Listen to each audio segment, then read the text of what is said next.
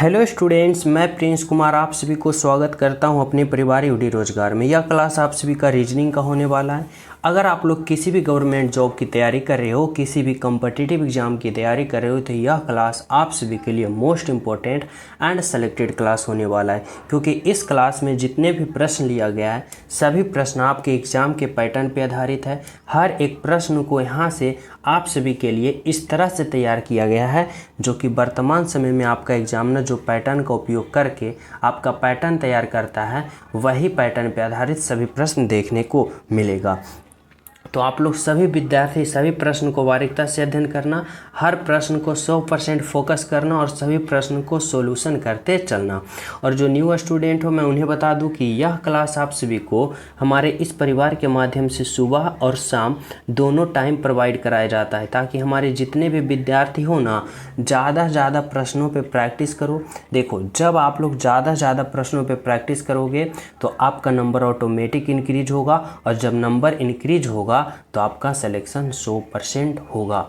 अगर आप लोग ज़्यादा प्रश्नों पे प्रैक्टिस नहीं कर रहे हो तो समझना जो आपका कंपटीशनर होगा, जो आपका एग्ज़ाम हॉल में जो बगल में बैठेगा, जो सिलेक्शन छीन के ले जाएगा, वह समझो कि भारत के किसी कोने से यहाँ पे ज़्यादा प्रश्नों पे प्रैक्टिस कर रहा है, जो आपको क्या करेगा तो पीछे कर सकता है। समझ लो, इसलिए अपने जितना भी हो सके अपने आप को 100% देने की कोशिश करना, ज़्यादा प्रश्नों पे सॉल्यूशन करने की कोशिश करना, ताकि आपका कॉन्फिडेंस एक हाई लेवल तक पहुँचे। और जब कॉन्फिडेंस हाई लेवल पहुँचेगा आपका नंबर इंक्रीज ऑटोमेटिक होगा, और यह तब होगा जब आप लोग वैसे प्रश्न पे प्रैक्टिस करोगे जो एग्ज़ाम के पैटर्न पे होगा। समझ रहे हो? तो सभी प्रश्न को सोल्व करते चलना। चलो देखो, पहला प्रश्न समझना क्या कर रहा है भाई। पहला प्रश्न कर रहा है कि कूट भाषा में इतना को इतना के रूप में लिखा जाता है। ठीक है, तो इतना को आप लोग किस को के लिए क्या कोड होगा, यानी इतना के लिए कोड क्या होगा आप सभी को बताना होगा। तो देखो, यह जो प्रश्न है ना, यह कोडिंग डिकोडिंग वाला प्रश्न है, यानी यहाँ पे आप सभी को सोचना होगा, समझना होगा आखिर इतना का जो कोडवर्ड इतना तैयार किया है या किस लॉजिक से तैयार किया है, यहाँ पे कौन सा मेथड अप्लाई किया है। समझ रहे हो ना? तो देखो, हमें पहले ये चेक करना होगा। तो यहाँ पे क्या है, तो यहाँ पे ए है, फिर क्या है भाई, आई है, फिर एल है, फिर एम है, ई है, एन है और टी है। अब इतना का कोडवर्ड देखो कितना तैयार किया है भाई, तो 1923 और 540 इतना का कोडवर्ड आखिर इतना देखो तैयार किया। अब हमें सोचना होगा आखिर इतना से इतना लिखा, तो लिखा कैसे। इसके लिए हम क्या करेंगे, तो सबसे पहले हम इन सभी का अल्फ़ावर्ड पोजीशन का प्रयोग करेंगे। कैसे भाई, तो ए का अल्फ़ावर्ड पोजीशन 1, आई का अल्फ़ावर्ड पोजीशन 9, एल का अल्फ़ावर्ड पोजीशन 12 और एम का अल्फ़ावर्ड पोजीशन 13, ई का 5 और एन का कितना होता है भाई 14 और टी का कितना होता है 20 होता है। अब हमें सोचना है कि आखिर इतना से इतना लिखा, तो लिखा कैसे, यही ना पता करना है। तो देखो कैसे हम पता करेंगे, तो हम इस तरह से करेंगे। देखो, ए का अल्फ़ावर्ड पोजीशन 1 है, तो यहाँ भी देखो ए का अल्फ़ावर्ड पोजीशन 1 है, तो यहाँ भी देखो क्या किया है ना, एक ही लिखा है। देखो, ए का अल्फ़ावर्ड पोजीशन 1 है तो एक ही लिखा। उसके बाद देखो आई का अल्फ़ावर्ड पोजीशन 9 है, तो देखो यहाँ पे भी 9 ही लिखा। यहाँ पे देखो एल का अल्फ़ावर्ड पोजीशन देखो, यहाँ पे समझना, एल का अल्फ़ावर्ड पोजीशन कितना है 12, तो यहाँ पे 12 का 12 नहीं लिखा बल्कि 12 का 2 लिखा। यानी देखो 12 और 12 के इकाई वाली संख्या क्या हुआ, तो यहाँ पे 2, यानी 12 की इकाई वाली संख्या यहाँ पे 2 लिखा। फिर देखो एम का अल्फ़ावर्ड पोजीशन 13, तो 13 का 13 नहीं लिखा, 13 की इकाई वाली संख्या यहाँ पे 3 लिखा ना। फिर देखो ई का 5 लिखा और एन का 14, 14 का 4 लिखा और टी का 20 होता है, यानी 20 का 20 नहीं लिखा, 20 का 0 लिखा। यानी क्या किया ना कि यहाँ पे सभी का इकाई अंक लिखा। समझ रहे हो ना? देखो, ए का अल्फ़ावर्ड पोजीशन 1 तो इकाई लिखा, आई का 9 तो 9 लिखा और एल का 12 होता है तो 12 का 12 नहीं लिखा बल्कि इसका पहले वाले संख्या लिखा, यानी 2 लिखा। अब वही लॉजिक यानी यही लॉजिक हमें इसमें अप्लाई करके राइट आंसर प्राप्त करना है। तो देखो कैसे करेंगे। यहाँ पे क्या है भाई, तो डी है, आई है, एस है, फिर ई है, ए है, एस है, ई है, इतना है। और इतना का हमें क्या करना है, तो इतना का हमें कोड वर्ड तैयार करना है। कैसे, तो इतना का पहले हम सभी का अल्फ़ाबेट पोजीशन लिखेंगे। तो देखो डी का अल्फ़ाबेट पोजीशन कितना होता है, 4 होता है। आई का अल्फ़ाबेट पोजीशन 9, एस का अल्फ़ाबेट पोजीशन कितना होता है भाई, तो एस का 19, ई का कितना होता है 5, ए का 1, फिर एस आ गया तो एस का 19 और ई का कितना होता है 5 होता है। अब हमें कैसे करना है, समझ रहे हो ना। तो देखो डी का अल्फ़ाबेट पोजीशन 4, तो यहाँ पे क्या लिखेंगे 4, ठीक है। आई का अल्फ़ाबेट पोजीशन 9, तो यहाँ पे क्या लिखेंगे 9। फिर देखो एस का अल्फ़ाबेट पोजीशन 19 है, तो 19 का 19 नहीं लिखेंगे, इकाई, यानी इकाई वाली संख्या क्या होगा 9, तो 9 लिखेंगे। ई का अल्फ़ाबेट पोजीशन 5, तो 5 होगा। और ए का 1 है, तो यहाँ पे 1 होगा। फिर देखो एस का 19, 19 का 19 नहीं लिखेंगे, 19 का 9 लिखेंगे। और ई का 5, तो यहाँ पे 5 लिखेंगे। अब हमें यहाँ पे क्या प्राप्त हुआ, तो 4995 कौन सा ऑप्शन में है, तो देखो 49 95 1 95, 49 95 1 95, ऑप्शन नंबर 3। यानी हमारा जो राइट आंसर है वह क्या होगा भाई, तो ऑप्शन नंबर 3 होगा, जो कि बिल्कुल सही है और बिल्कुल सत्य है। तो क्या लॉजिक लगाया यहाँ पे आप लोग समझ गए हो। तो चले हम सब अगले प्रश्न पे। तो देखो 2 नंबर का प्रश्न समझना भाई। यहाँ पे क्या करा है, दी गई आकृति श्रृंखला में कौन सा अंक लुप्त है। यानी यहाँ पे जो होगा ना, यहाँ पे आप सभी को बताना है कि यह लुप्त संख्या जो है ना, वह कौन सा ऑप्शन वाले जो होगा वह यहाँ पे होगा, जो आप सभी को सोचना है। तो कैसे सोचोगे भाई, तो सबसे पहले देखो यह प्रश्न जो है वह क्या है, तो सीरीज वाले, और सीरीज वाले भी है तो क्या है, तो संख्या वाला सीरीज है, यानी नंबर सीरीज है। अब नंबर सीरीज वाले में हम किस तरह से यहाँ पे सोचते हैं, तो नंबर सीरीज वाले में हम सबसे पहले ये सोचते हैं कि आखिर यह सीरीज देखो क्या है, तो धीरे धीरे क्या हो रहा है भाई, इंक्रीज हो रहा है, यानी बढ़ रहा है। अब किस यहाँ पे ले में बढ़ रहा है, तो देखो 2 से कहाँ गया, तो 15 पे गया। अब 2 से जब 15 पे गया तो यहाँ पे क्या हुआ, प्लस का 13, यानी 13 इंक्रीज हो गया। 2 में 13 को जोड़े 15 आया। 15 से फिर पुनः 41 पे गया, यानी 15 से 41 पे गया तो यहाँ पे कितना जोड़ा भाई, तो 15 से 41 गया, यानी यहाँ पे 26 जोड़ा, 26 जोड़ा ना। फिर देखो जब 41 से 80 पे गया, 41 से 80 पे गया तो यहाँ पे कितना को जोड़ा, तो 41 से 80 पे गया, यानी यहाँ पे कितना जोड़ा, तो 39 जोड़ा। देखो 9 1 10 और 3 और 4 7 1 8, 80 आया। यानी 41 में क्या किया, तो 41 में 39 जोड़ा, 80 आ गया। अब देखो आप लोग कि इस सीरीज में क्या हलचल हो रहा है, यहाँ पे आप सभी को पता चल रहा है। तो देखो पहले 13 बढ़ा, फिर 13 का दुगुना 26, फिर 13 का 3 गुना क्या हो गया, तो 39। इस बार 13 का कितना होना चाहिए, तो 4 गुना, तो 13 गुने का 4 कितना होगा, तो 13 चौका 52, यानी इस बार 52 बढ़ना चाहिए ना। तो जब 80 में हम 52 को जोड़ेंगे कितना होगा भाई, तो यहाँ पे 2 होगा। और 8 और 5 कितना होगा, तो 8 और 5 कितना होता है भाई, तो 13, यानी यहाँ पे क्या होगा, तो 132 होगा। यानी हमारा राइट आंसर क्या होगा, तो ऑप्शन नंबर 4 होगा। तो इसमें क्या लॉजिक लगाया, समझ पा रहे हो। यानी पहले 13 जोड़ा, फिर 13 का 2 गुना किया 26, 13 का 3 गुना 39 और 13 का 4 गुना 52 जोड़ा। हमारा राइट आंसर 132 आ गया, बिल्कुल सही है। समझ गए हो। तो चलिए अगले प्रश्न पे। तो देखो 3 नंबर का प्रश्न समझना भाई। 3 नंबर का प्रश्न आप सभी से क्या कहना चाहता है, कर रहा है यहाँ पे समझना, कर रहा है विनोद जो है राजू से अमीर है, अंगद अशोक से अमीर है। देखो यह जो है ना वह सीटिंग अरेंजमेंट का प्रश्न है, यानी आप सभी को यहाँ पे सभी का स्थान बताना है कि कौन किससे अमीर है, किस तरह से। इसमें हमें इस तरह से लॉजिक लगाना है, जैसे कि समझो, देखो कह रहा है ना विनोद जो है वह क्या है, राजू से अमीर है। देखो मैं यहाँ पे क्या लिखता हूँ भाई, तो यहाँ पे मैं विनोद लिखता हूँ, समझना। और यह विनोद जो है ना, यह विनोद जो है वह क्या है भाई, तो यहाँ पे राजू से अमीर है। देखो समझना, किससे अमीर है, तो राजू से। यहाँ पे क्या मैं लिखता हूँ, राजू, ठीक है। अब देखो समझना कि यह जो विनोद है ना किससे अमीर है, तो राजू से अमीर है, यानी विनोद जो है वह राजू से अमीर है। देखो इस तरह से होगा। आगे देखो समझना क्या कर रहा है, आगे कर रहा है आनंद जो है अशोक से अमीर है। देखो आनंद जो है ना, यहाँ पे कौन है, तो यहाँ पे आनंद है, ठीक है। आनंद जो है ना, आनंद जो है अशोक से अमीर है। देखो यहाँ पे कौन होगा, तो यहाँ पे मैं अशोक लिखता हूँ, ठीक है। अब प्रश्न क्या कर रहा है समझना, आनंद जो है ना अशोक से अमीर है। देखो आनंद जो है अशोक से अमीर है, ठीक है, अशोक से अमीर है, इसका तरफ मुंह खोल गया, यानी आनंद जो है अशोक से अमीर है, ठीक है, मैं मान लिया। कराए किंतु उतना नहीं जितना कि राजू, यानी आनंद जो है ना अशोक से तो अमीर है लेकिन उतना नहीं कि जितना कि राजू, यानी राजू जो है वह क्या है, तो आनंद से अमीर है। आनंद से अमीर कौन है, राजू। समझ रहे हो। आगे क्या करा है प्रश्न भाई, आगे समझना, करा है अशोक संजय से अमीर है।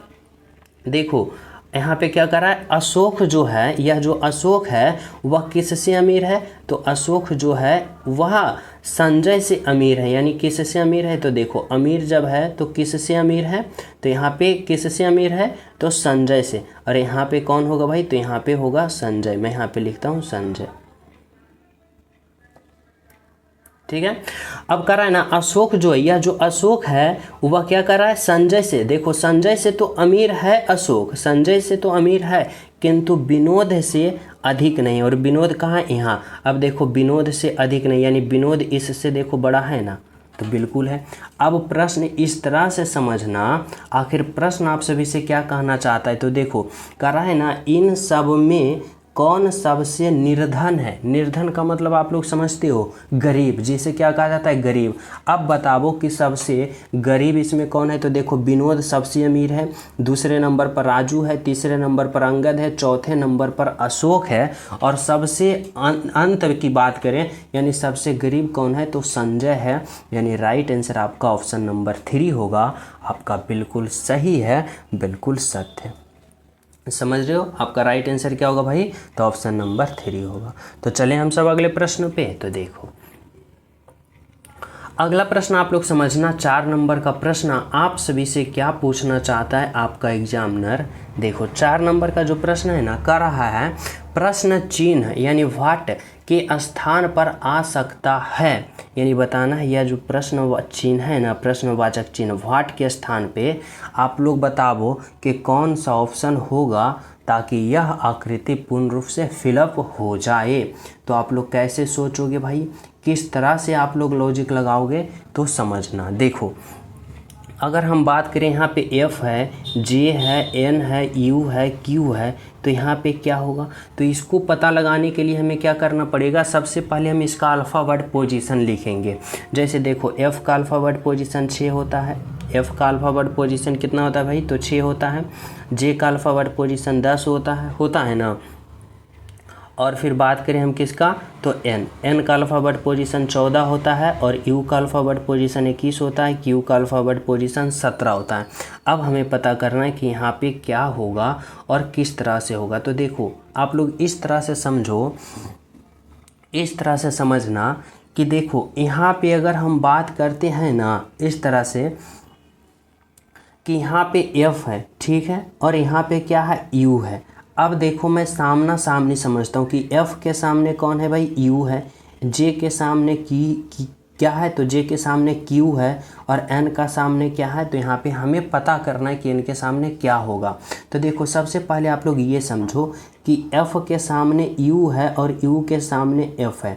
अब हमें इन दोनों में रिलेशन बताना होगा। तो देखो F का अल्फ़ाबेट पोजीशन 6 है और U का अल्फ़ाबेट पोजीशन 21 है, और F जो है और U जो है वह क्या है, तो एक दूसरे का विपरीत अल्फ़ाबेट है। विपरीत अल्फ़ाबेट बोले तो यानी इधर से स्टार्ट A होता है और इधर से स्टार्ट Z होता है, यानी इस तरह से एक दूसरे का विपरीत होता है, उसी को हम लोग क्या कहते हैं कि एक दूसरे का विपरीत है। तो देखो F का विपरीत कौन है भाई, U। तो बोलोगे सर हम पता कैसे करेंगे कि F का विपरीत U है, आप लोग हम कैसे मान लें कि F का विपरीत U है। तो देखो जब भी दो अल्फ़ाबेट होता है ना, जब एक दूसरे का विपरीत होगा तो दोनों का जो अल्फ़ाबेट पोजीशन होगा ना उसको जोड़ने पे 27 आना चाहिए। क्या आना चाहिए, 27 आना चाहिए। तो देखो F का अल्फ़ाबेट पोजीशन 6 है और U का अल्फ़ाबेट पोजीशन 21 है। अब 6 और 21 को जोड़ोगे देखो 27 आ रहा है, बोलोगे जी सर यानी ये दोनों क्या है, एक दूसरे का विपरीत है।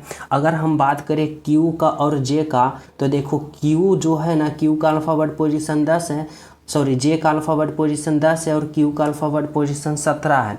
और जब 10 और 17 को जोड़ेंगे तो 10 और 17 27 आ रहा है, यानी ये दोनों भी एक दूसरे का विपरीत है, यानी एफ का विपरीत यू और जे का विपरीत क्यू। तो यहाँ पे एन के बाद ये इसके सामने जो होगा तो एन का विपरीत यहाँ पे होना चाहिए। यहाँ पे जो भी अल्फ़ाबेट होगा वह एन का विपरीत अल्फ़ाबेट होना चाहिए ना। तो देखो हमें यहाँ पे कौन सा अल्फ़ाबेट यहाँ पे रखें ताकि एन का देखो अल्फ़ाबेट पोजीशन 14 है और 14 में यहाँ वाले हम अल्फ़ाबेट पोजीशन को जोड़ें ताकि हमें कितना आ जाए 27 आ जाए। तो 14 में हम कितना जोड़ेंगे तो 27 आएगा भाई। तो बोलोगे सर 14 में आप लोग 13 को जोड़ दो, और 13 जो अल्फ़ाबेट पोजीशन होता है ना वह किसका होता है तो एम का होता है। अब देखो एन का विपरीत कौन आ गया भाई, तो एन का विपरीत एम आ गया, यानी एन का 14 और एम का 13 14 जोड़ोगे 27, एक दूसरे का विपरीत आ गया, यानी हमारा राइट आंसर जो होगा वह क्या होगा भाई, तो एम होगा। बोले तो ऑप्शन नंबर 3 होगा, जो कि बिल्कुल सही क्या है तो बिल्कुल सही है। यहाँ तक सभी विद्यार्थी समझ गए हो, किसी को कोई भी यहाँ पे दिक्कत नहीं होना चाहिए, थोड़ा सा भी पॉइंट पे दिक्कत नहीं होना चाहिए, क्योंकि पूर्ण रूप से यहाँ पे समझाया गया। सभी विद्यार्थी समझ गए हो। तो चले हम सब अगले प्रश्न पे। और जो स्टूडेंट क्लास को लाइक नहीं किए हो तो आप लोग क्लास को लाइक कर देना, और जो न्यू हो ना चैनल सब्सक्राइब करके बेल आइकन प्रेस जरूर कर लेना, ताकि सुबह और शाम वाले सभी इम्पोर्टेंट क्लास का नोटिफिकेशन आप सभी के पास टाइम टू टाइम मिलता रहे। ठीक है, तो चलो देखो अगला प्रश्न समझना क्या कर रहा है भाई ये। तो यहाँ पे 5 नंबर का प्रश्न आप लोग समझने की कोशिश करना। कर रहा है प्रश्न चिन्ह वाट के स्थान पर आ सकता है, यानी यहाँ पे इस वाट के जगह पे बताना होगा, यानी इसके जगह लुप्त संख्या यानी मिसिंग नंबर बताना होगा कि इस वाट के जगह आखिर क्या होगा और किस तरह से होगा। आप लोग को सोचना है, समझना है। कैसे सोचोगे समझोगे भाई, तो देखो हमें सोचना है जिस प्रकार यहाँ पे 40 आया ना, जिस प्रकार यहाँ पे 25 आया ना, तो उसी प्रकार यहाँ पे हमारा भी राइट आंसर आना चाहिए ना। तो देखो कैसे हम सोचेंगे, तो हमें सोचना पड़ेगा कि 6 और 2 को आपस में इस तरह से कैलकुलेशन करें कि हमें कितना प्राप्त हो जाए, तो हमें 40 प्राप्त हो जाए। कैसे, तो देखो हम अगर इस तरह से सोचते हैं कि अगर हम 6 का स्क्वायर करते हैं और अगर हम 2 का स्क्वायर करते हैं और दोनों को जोड़ते हैं तब कितना प्राप्त होता है। तो देखो 6 का स्क्वायर हमें 36 हो रहा है और 2 का स्क्वायर हमें 4 हो रहा है, और जब दोनों को जोड़ेंगे तो 36 और 4 देखो 40 आ रहा है।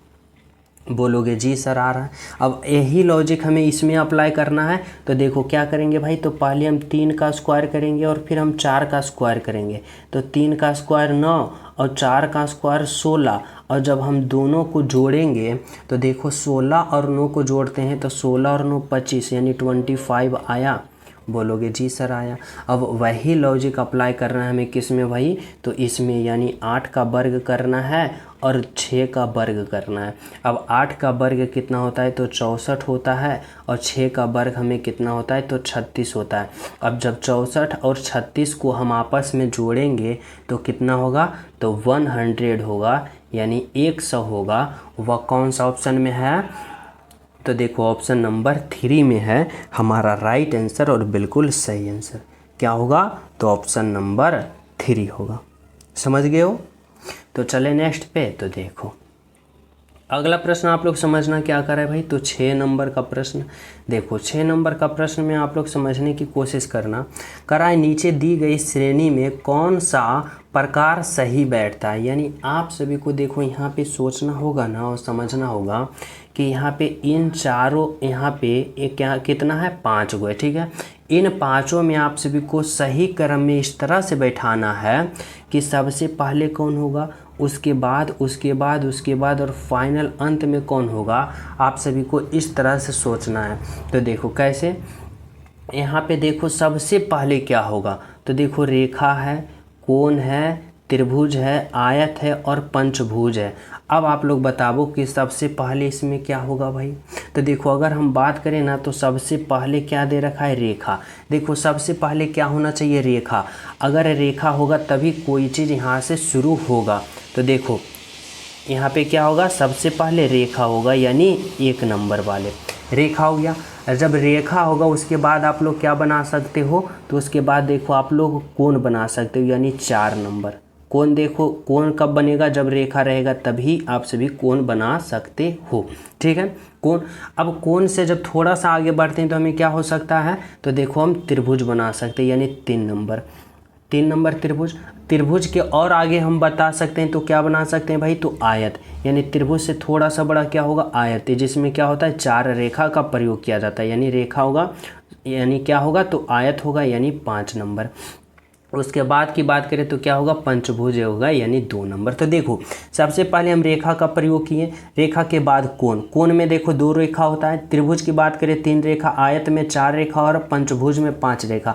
तो इस तरह से आप सभी को कहना है कि सबसे पहले कौन होगा, उसके बाद और फाइनल कौन होगा। तो 1 4 3 5 2 कौन सा ऑप्शन में है, 1 4 3 5 2 देखो ऑप्शन नंबर 1 में है आपका राइट आंसर और बिल्कुल सही आंसर, ठीक है। चलो अगला प्रश्न देखना क्या करा है भाई, तो 7 नंबर का प्रश्न देखो। 7 नंबर का जो प्रश्न है ना, यह क्या कर रहा है, तो कर रहा है विपरीत फलक सतह पर कौन सा अंकित होगा। देखो यहाँ पे ए का विपरीत है, यहाँ पे टाइप मिस्टेक हो गया, माफ़ कीजिएगा टाइपर भाई साहब। देखो यहाँ पे ए कर रहा है, ठीक है, कर रहा है ए के विपरीत वाली सतह पर कौन सा अक्षर अंकित होगा। देखो यहाँ पे 2 पासा दे रखा है, 2 पासा दे रखा है। अब यहाँ पे आप सभी को बताना होगा कि ए का जो विपरीत होगा ना वह क्या होगा। तो देखो यहाँ पे कुछ स्थितियाँ दे रखा है, दोनों पासा में यहाँ पे देखो कुछ स्थितियाँ दे रखा है ना, लेकिन इसमें आप सभी को बताना होगा कि जो ए है तो ए का विपरीत क्या होगा। तो जब भी ऐसा प्रश्न आ जाए ना, तो आप लोग देखना कि इन दोनों पासा में सबसे कॉमन स्थिति कौन दिख रहा है, यानी सबसे मतलब दोनों में सेम कॉमन कौन सा स्थिति दिख रहा है और कितने कॉमन दिख रहा है। तो देखो अगर हम बात करें तो यहाँ पे एफ है और यहाँ पे क्या एफ है, यानी दोनों पासा में, दोनों डाइस में एक एक स्थितियाँ कॉमन दिख रहा है एफ एफ, और कोई कॉमन दिख रहा है नहीं ना। तो जब 2 पासा में एक एक स्थिति कॉमन दिखे तो आप लोग क्या करोगे कि क्लॉकवाइज चलोगे, किसके, तो यहाँ से जो कॉमन दिखेगा उससे कहाँ चलना है, क्लॉकवाइज घड़ी की दिशा में, और यहाँ से क्लॉकवाइज चलेंगे तो कहाँ, तो यहाँ पे चलेंगे, ठीक है। अब हमें क्या करना है, तो अब हमें इस तरह से लिखना है कि देखो यहाँ पे क्या है, तो एफ़, तो यहाँ पे क्या लिखेंगे एफ़ के बाद कहाँ पे आए, ए पे, तो यहाँ पे क्या लिखेंगे ए के बाद कहाँ आए, बी पे, तो यहाँ पे क्या लिखेंगे बी। उसके बाद देखो कहाँ से स्टार्ट किए थे, तो यहाँ से एफ़ पे, एफ़ के बाद कहाँ पे आए, तो ई पे, तो यहाँ पे क्या लिखेंगे ई, और ई के बाद कहाँ पहुँचे, तो डी पे, यहाँ पे लिखेंगे डी। अब हमें क्या करना है, तो अब हमें यहाँ पे इस तरह से लिखना है, समझना है कि देखो बी का विपरीत डी और डी का विपरीत बी, ए का विपरीत ई और ई का विपरीत ए, और एफ का विपरीत, बोलोगे सर एफ का विपरीत क्या होगा। तो देखो एक पासा में 6 स्थितियाँ होता है, एक पासा में कितने स्थिति होता है भाई, 6 स्थिति। बी उपयोग किए हो, यहाँ पे समझना, यहाँ पे देखो बी उपयोग किए हो, डी किए हो, ए किए हो, ई किए हो, एफ किए हो, तो कौन नहीं किए हो, तो सी नहीं किए हो, यानी एफ का विपरीत क्या होगा, सी होगा। लेकिन देखो हमें सी यहाँ पे एग्जामिनर नहीं पूछा है, हमें पूछा है ना कि ए का विपरीत क्या होगा। तो देखो यहाँ पे सभी का विपरीत आप लोग निकाल लिए हो, आप लोग का एग्जामिनर जो पूछेगा ना उसका आप लोग राइट आंसर प्राप्त करोगे। लेकिन यहाँ पे एग्जामिनर आप सभी से ए का विपरीत पूछा है, तो ए का विपरीत देखो क्या आया, ई आया, जो कि ऑप्शन नंबर 2 में होगा आपका क्या होगा, तो राइट आंसर होगा और बिल्कुल सही आंसर होगा। कौन सा, तो ऑप्शन नंबर 2। समझ गए हो।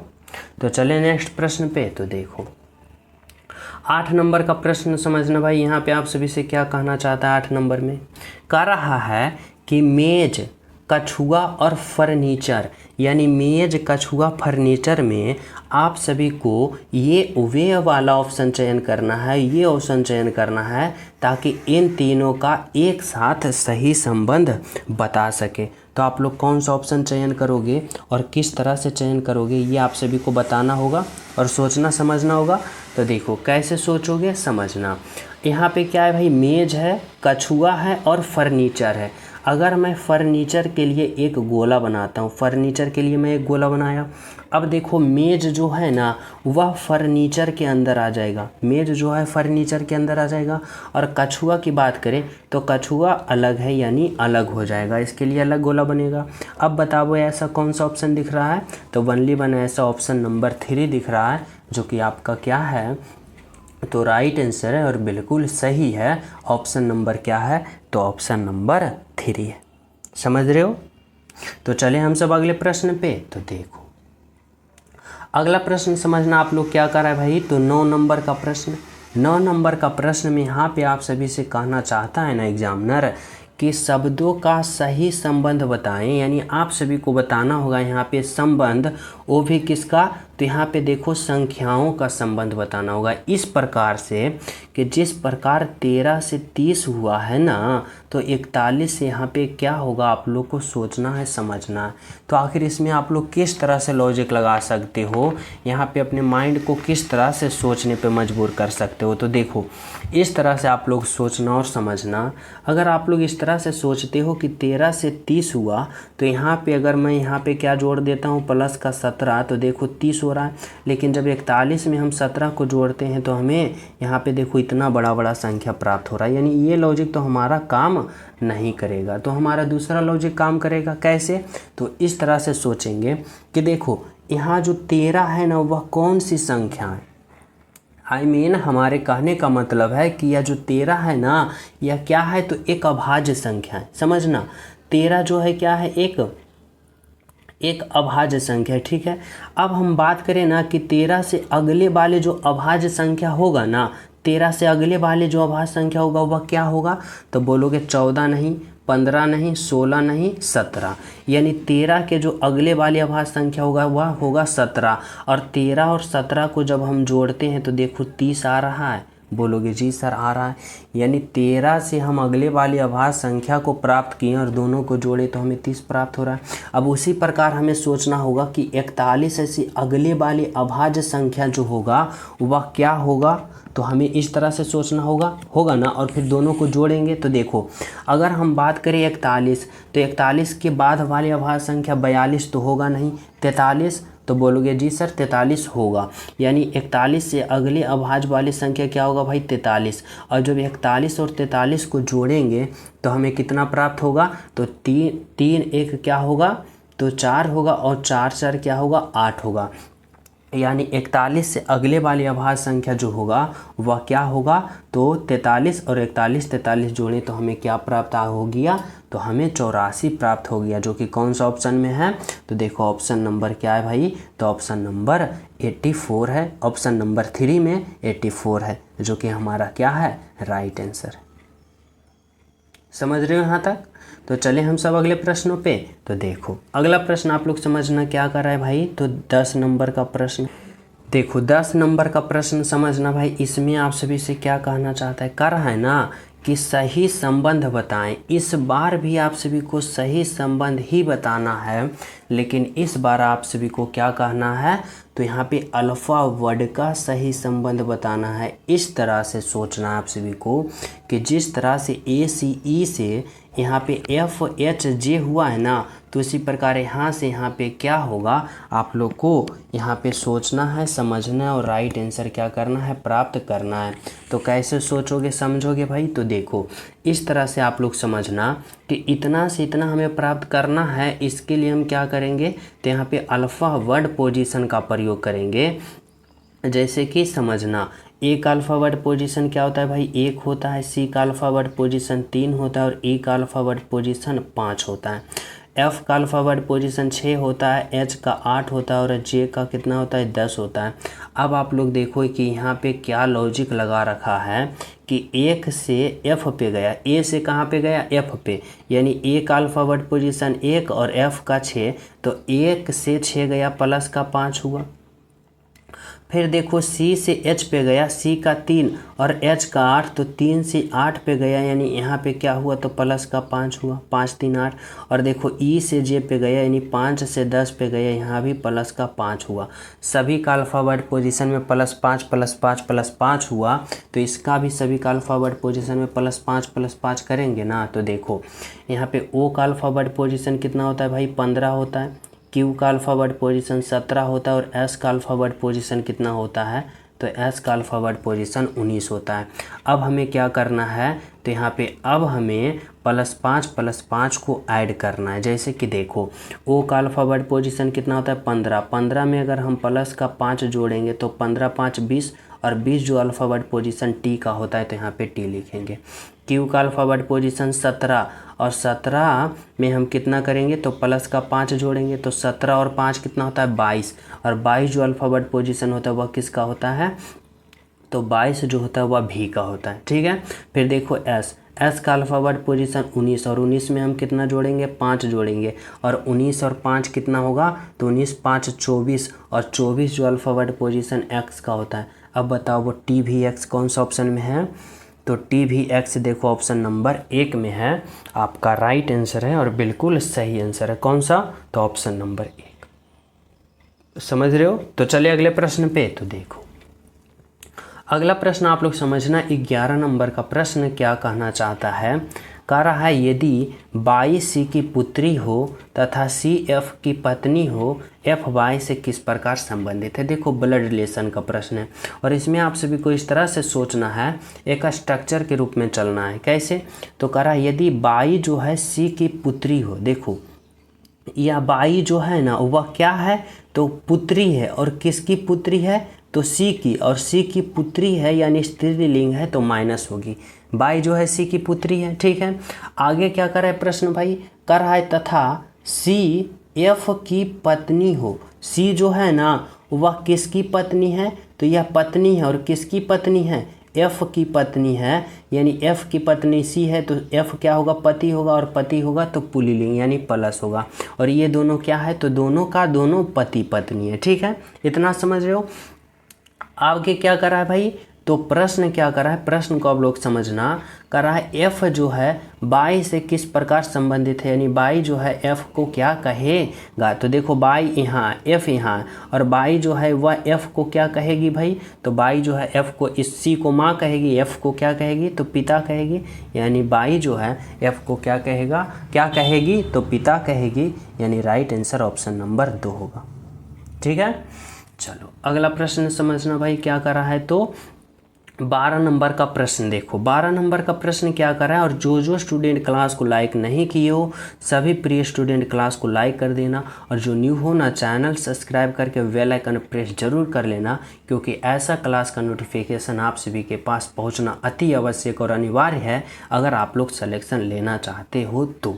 ठीक है, चलो देखो क्या कर रहा है, यदि जोड़ का अर्थ गुना है, घटाव का अर्थ भाग है, गुना का अर्थ घटाव है और भाग का अर्थ जोड़ है, तो इतना का हल करना है आप सभी को और राइट आंसर प्राप्त करके बताना होगा। कैसे करोगे समझना, यहाँ पे क्या है भाई 9, फिर देखो जोड़, जोड़ का अर्थ क्या है गुना तो गुना दो, फिर देखो भाग, यहाँ पे क्या है 8 होगा, फिर देखो भाग, भाग का अर्थ क्या है तो भाग का अर्थ जोड़ है तो आप जोड़ दो, फिर क्या होगा 8 होगा, फिर देखो घटाव, घटाव का अर्थ क्या है भाई तो भाग, यहाँ पे भाग दो 4 होगा, फिर देखो क्या है गुना, अब गुना का अर्थ क्या दे रखा है तो गुना का अर्थ घटाव दे रखा है तो घटाव दो और फिर 9 होगा।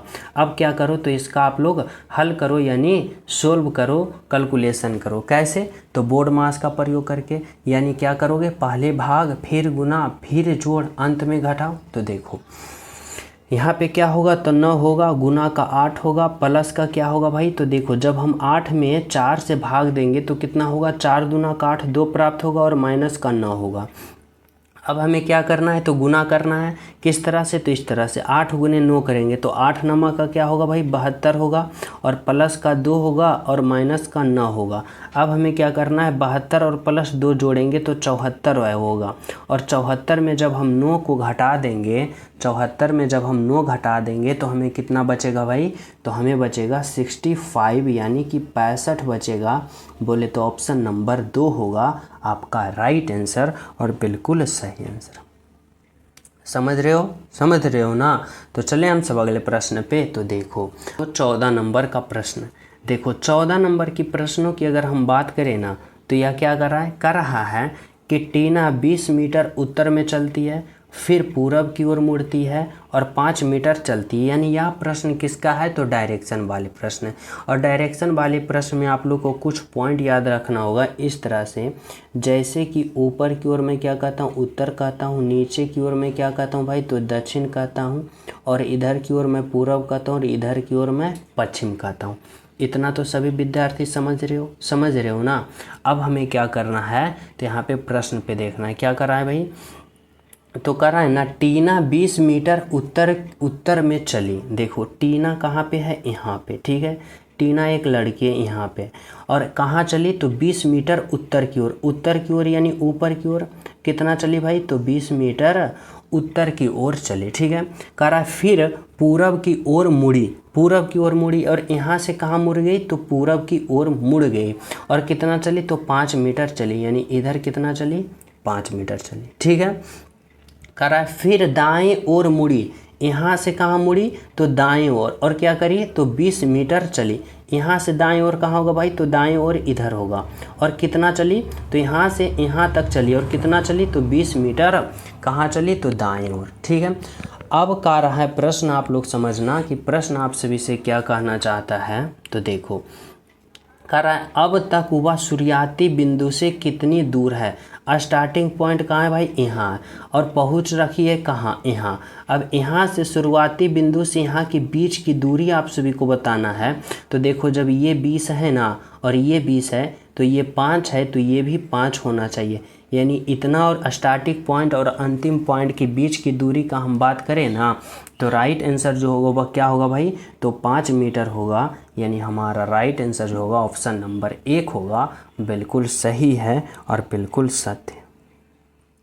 समझ रहे हो।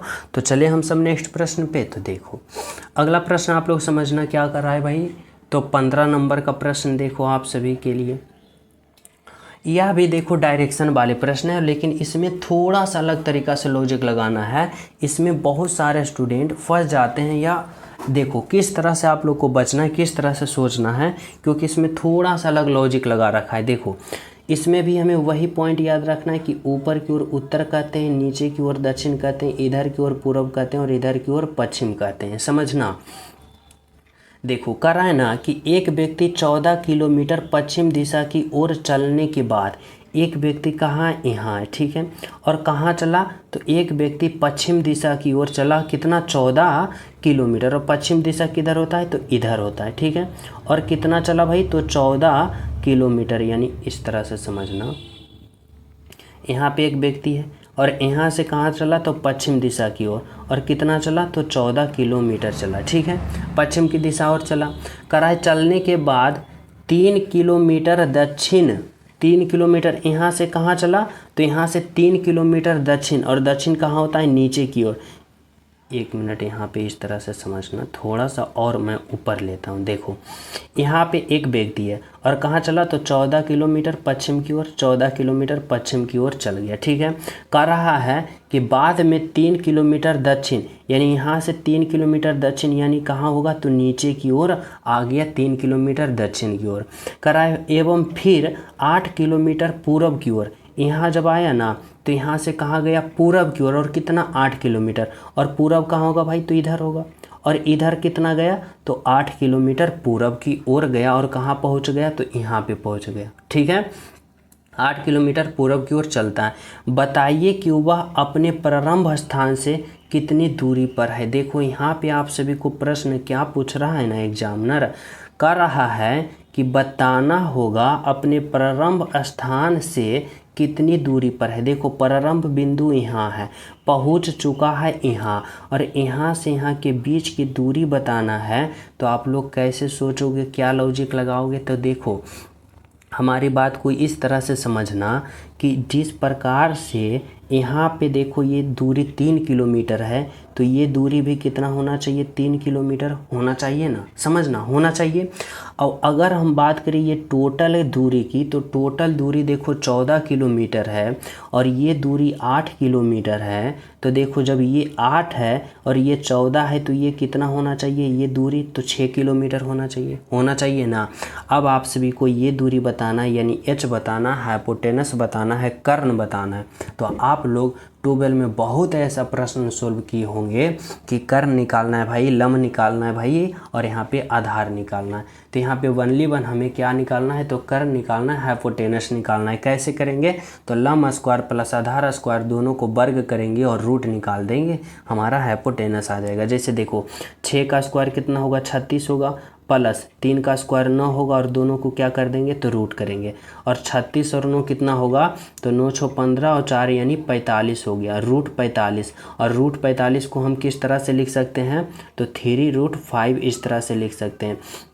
यानी हमारा हाइपोटेनस क्या होगा भाई, तो h क्या होगा, तो 3√5 होगा। यानी यहाँ से यहाँ के बीच की दूरी हमारा क्या होगा, 3√5 किलोमीटर होगा।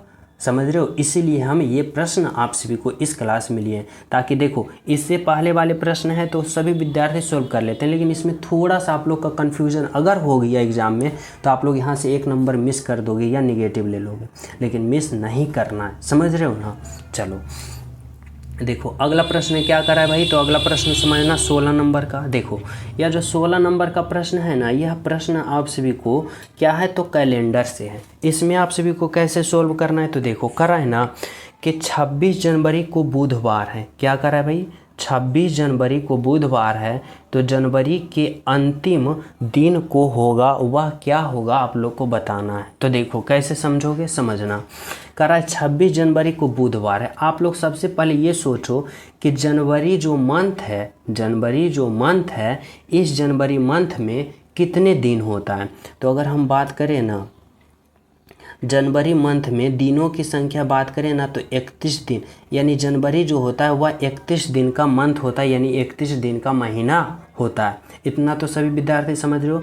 अब कर रहा है जिसमें 26 जनवरी को बुधवार है, तो देखो अगर हम बात करें कि 26 जनवरी को क्या है, बुधवार। देखो आप लोग इस तरह से भी सोल्व कर सकते हो और इस तरह से भी लिख के कि देखो 26 तारीख को क्या है, तो बुधवार, और जनवरी में कितने दिन होता है, तो 31 दिन होता है, यानी 26 27 28 29 30 और 31। इस तरह से भी आप लोग कर सकते हो। अब यहाँ पे इस तरह से दिन काउंट भी कर सकते हो कि देखो 26 जनवरी को क्या करा भाई, 26 जनवरी को कौन सा दिन है, बुधवार। देखो इस तरह से समझना, 26 जनवरी को है वह क्या है, तो बुधवार। 27 को क्या होगा भाई, तो गुरुवार। 28 को क्या होगा, तो शुक्रवार। और 29 को क्या होगा, शनिवार। 30 को क्या होगा, रविवार। और 31 को क्या होगा, तो 31 को होगा सोमवार। 31 को क्या होगा, सोमवार।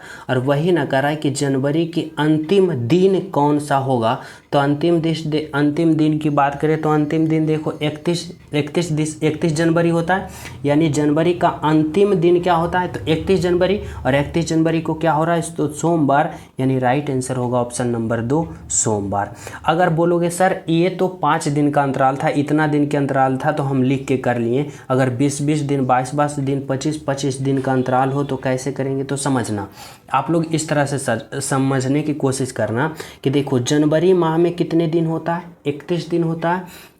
अब हमें क्या करना है ना कि यहाँ पे क्या करा है कि 26 जनवरी को बुधवार है, 26 जनवरी को तो बुधवार करा, यानी 31 दिन में 26 दिन हमें क्या कर देना है, माइनस कर देना। और जब 31 दिन में हम 26 दिन को माइनस करेंगे हमें क्या प्राप्त होगा, तो हमें प्राप्त होगा 5 दिन। 5 दिन प्राप्त हुआ ना। अब इस 5 दिन में क्या करना है कि बुधवार को 5 दिन हमें क्या करना है, जोड़ देना। जब बुधवार में हम 5 दिन जोड़ेंगे तो क्या होगा भाई, तो बुधवार में 5 दिन जोड़ो, क्या होगा, गुरुवार, शुक्रवार, शनिवार, रविवार, सोमवार। यानी आपका राइट आंसर क्या आया, तो ऑप्शन नंबर 2 आया सोमवार, जो कि क्या है, बिल्कुल सही है, बिल्कुल सत्य है। समझ रहे हो। तो आप लोग इस तरह से भी आप लोग कर सकते हो। अगर 26 जनवरी को बुधवार है तो जनवरी के अंतिम दिन क्या होगा, तो सोमवार होगा आपका राइट आंसर। समझ रहे हो, ऑप्शन नंबर 2। तो चले हम सब अगले प्रश्नों पे। तो देखो अगला प्रश्न आप लोग समझना क्या कर रहा है आप सभी के लिए। देखो 17 नंबर का प्रश्न, 17 नंबर का प्रश्न समझना भाई। इसमें आपसे भी से क्या पूछना चाहता है, कर रहा है ना कि सही विकल्प का चयन करें, सही विकल्प का चयन करें। यानी आप सभी को यहाँ पे बताना है कि इस भाट के जगह जो होगा ना वह कौन सा ऑप्शन होगा और किस तरह से होगा, आप लोग को सोचना है, समझना है। तो कैसे सोचोगे, तो देखो सबसे पहले देखो यह क्या है, तो एक सीरीज है। और किसका सीरीज है, तो यह जो सीरीज है ना अल्फ़ा वर्ड का सीरीज है। किसका है भाई, तो अल्फ़ा वर्ड का। यानी हमें पता करना है कि ए के बाद GLPS, तो अगले पद क्या होगा हमें प्राप्त करना होगा। कैसे, तो सबसे पहले हम क्या करेंगे, तो इसका अल्फ़ा वर्ड पोजीशन लिखेंगे। ए का अल्फ़ा वर्ड पोजीशन 1, जी का अल्फ़ा वर्ड पोजीशन 7, एल का 12, पी का कितना होता है भाई 16 और एस का कितना होता है 19। आगे वाले पद को हमें प्राप्त करना है। अब हमें कैसे सोचना है, तो इस तरह से सोचना है कि देखो ए से जी पे गया, यानी 1 से 7 पे गया, क्या हुआ प्लस का 6 हुआ। फिर देखो जी से एल पे गया, यानी 7 से 12 पे गया, तो क्या हुआ, तो 7 और 5 कितना होगा, तो 7 और 5 12 होगा ना। फिर आगे बात करें, अगर हम L से कहाँ पे गया, P पे, तो L का 12 और P का 16, तो 12 से 16 पे गया, तो क्या हुआ भाई, तो प्लस का 4 हुआ, 12 और 4 16। और P से S पे गया, यानी 16 से 19 पे गया, तो प्लस का कितना हो गया, तो प्लस का 3 हुआ। अब आप लोग को समझ में आ रहा है कि यह सीरीज किस प्रकार का हो रहा है, किस तरह से यह सीरीज चल रहा है। बोलोगे जी सर, यानी प्लस का 6, प्लस का 5, प्लस का 4, प्लस का 3। तो इस बार जो होना चाहिए वह क्या होना चाहिए भाई, तो इस बार जो होना चाहिए वह कितना होना चाहिए, तो प्लस का 2 होना चाहिए। तो जब 19 में जब हम 2 को जोड़ेंगे, समझना 19 में जब हम 2 को जोड़ेंगे तो वह कितना होना चाहिए, तो 19 में जब 2 को जोड़ेंगे हमें प्राप्त होगा 21। और 21 जो अल्फ़ाबेट पोजीशन होता है वह किसका होता है भाई, तो यू का।